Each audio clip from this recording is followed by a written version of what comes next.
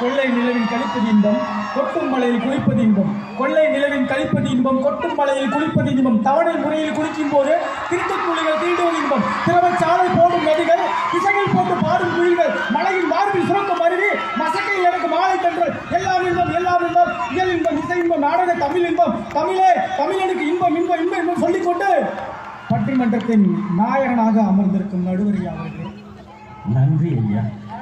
அறிவில் சிறந்த பேச்சாளர் ஐயா அவர்களே, அன்பில் சிறந்த பெற்றோர்களே, பண்பில் வளர்ந்த பெரியோர்களே, அறிவு அன்பு பண்பு இவை அத்தனையும் ஒரு முகமாக கொண்ட என் அன்பு மாணவ செல்வங்களே,